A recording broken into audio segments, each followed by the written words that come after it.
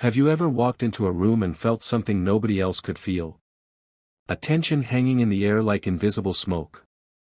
You look around and everyone is smiling, talking, playing their parts perfectly, but you sense the theater of it all. And in that moment, something shifts inside you. You've seen behind the curtain.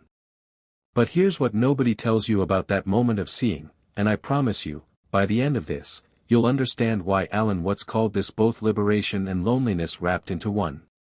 Alan Watts once said that we are living in a world of collective hypnosis, where everyone has agreed to take seriously things that are fundamentally playful. And the moment you wake up from that hypnosis, the moment you see what others cannot see, you become dangerous. Not dangerous to yourself, but dangerous to the illusion everyone else is clinging to for dear life.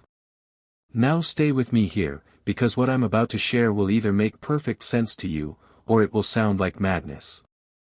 And that right there is the very problem we're exploring. According to Alan Watts, consciousness is a peculiar thing.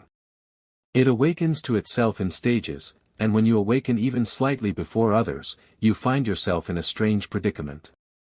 You're still in the game, still playing by the rules, but now you know it's just a game.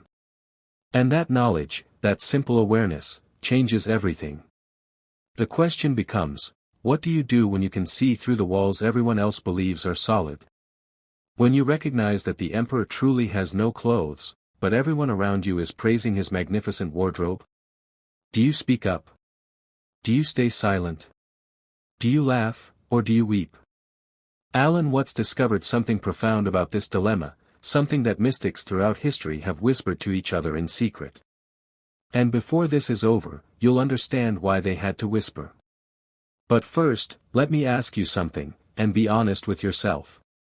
Have you ever been in a conversation where everyone is desperately serious about something you know, deep down, doesn't really matter? Maybe it's an office drama, maybe it's social media outrage, maybe it's family gossip. Everyone is invested, everyone is taking sides, everyone is treating it like life or death. And you're sitting there thinking, but none of this is real. None of this matters. If you felt that, then you know exactly what we're talking about. According to Alan Watts, human society operates on a series of agreements, what he called the rules of the game. We agree that money has value, even though it's just paper and metal. We agree that certain days are work days and others are rest days, even though the sun doesn't know the difference.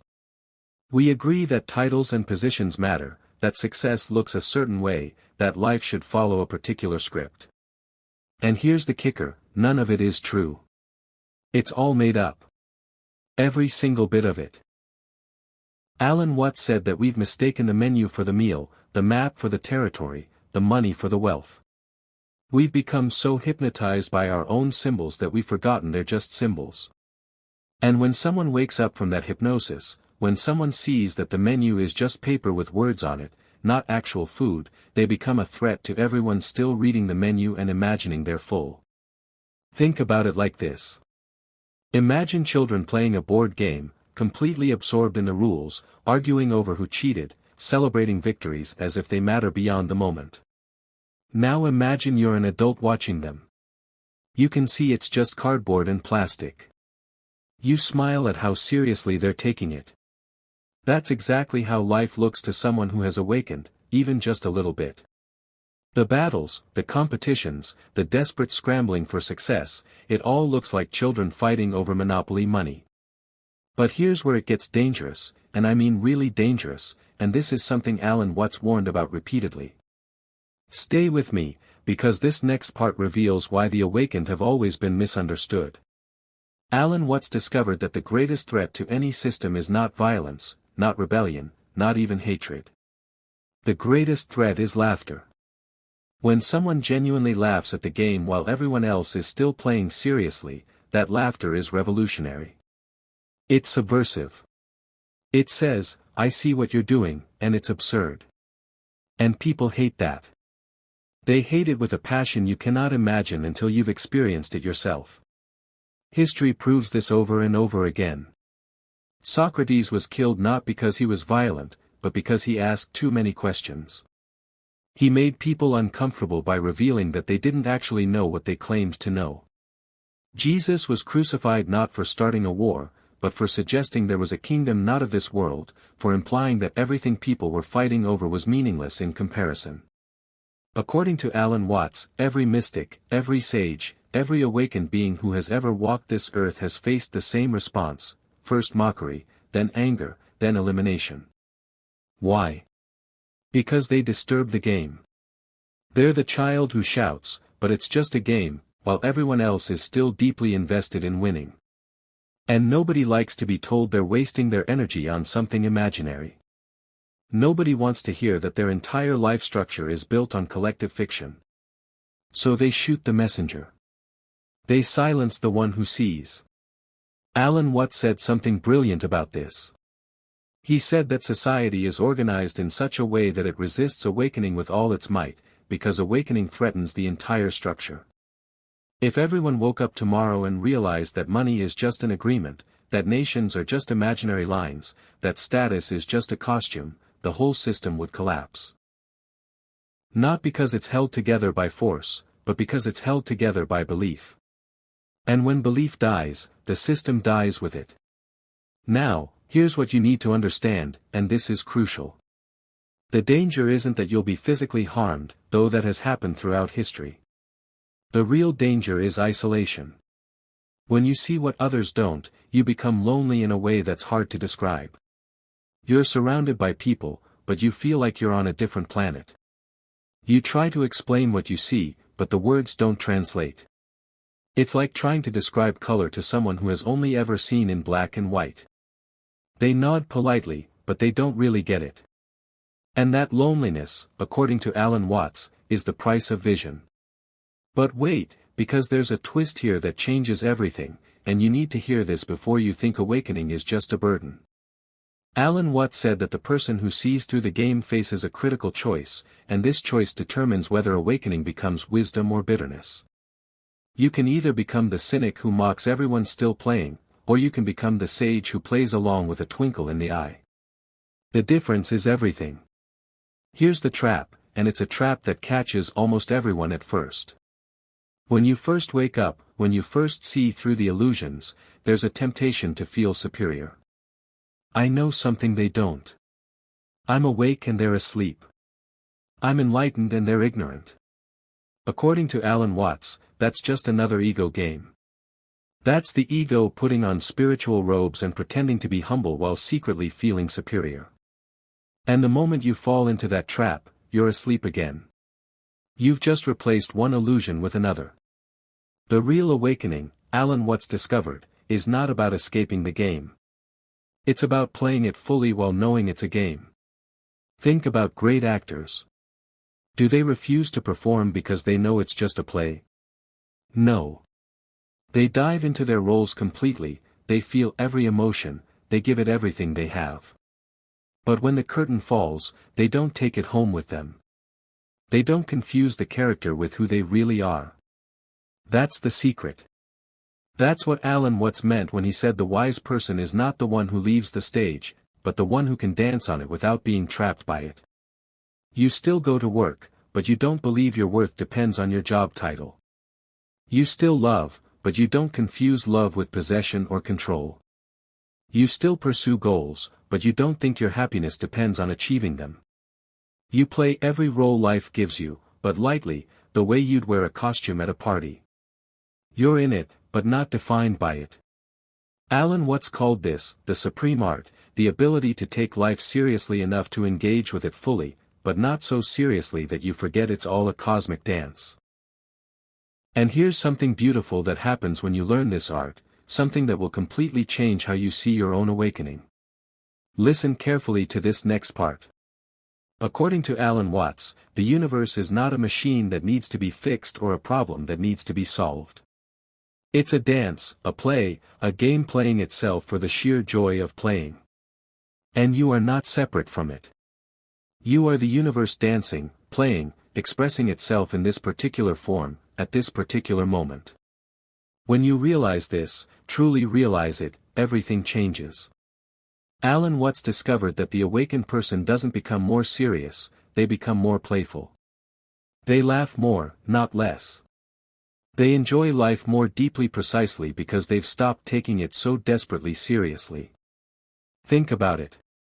When you're watching a movie, you can enjoy it fully, you can cry at the sad parts and cheer at the victories, precisely because you know it's not real. You're not going to call the police when the villain appears on screen. You're free to feel everything because you know it's a story. That's how the awakened person lives in the world. They feel everything, perhaps even more intensely than others, but they're not trapped by it. They cry, but they don't believe the sadness is who they are. They celebrate, but they don't cling to the joy. They dance through it all, like a leaf dancing in the wind, moving with life rather than resisting it. But here's where it gets really interesting, and this is something Alan Watts emphasized again and again. When you carry this awareness lightly, when you embody it rather than preach it, something magical happens. People are drawn to you without knowing why.